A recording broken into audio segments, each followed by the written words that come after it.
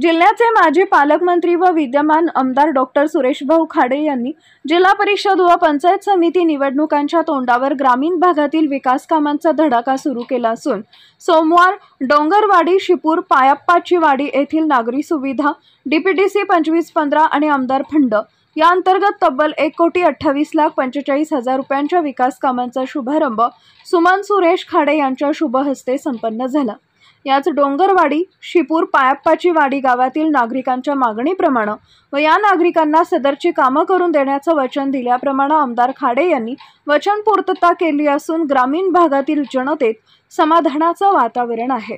यावेळी मिरज विधानसभा प्रमुख काकासाहेब धामणे, भाजपा नेते विजय तात्या पाटील, दीपक शिंदे, भाजपा युवा मोर्चा अध्यक्ष सुहास पाटील, शिपूर भाजपाचे नेते राजूदादा माने, माजी सरपंच श्रीमंत नाईक, माजी उपसरपंच अरुण देसाई, भाजपा मिरज तालुका उपाध्यक्ष किरण कोष्टी, युवा मंच अध्यक्ष धनाजी सूर्यवंशी, भाजपा नेते शरद बाबर, जयसिंग सूर्यवंशी, दीपक म्हेत्रे, प्रणव देसाई, किरण देसाई, बजरंग शिंदे, संदीप शिंदे व ग्रामपंचायत सदस्य यांच्यासह भाजप पदाधिकारी, कार्यकर्ते व परिसरातील नागरिक मोठ्या संख्येने उपस्थित होते।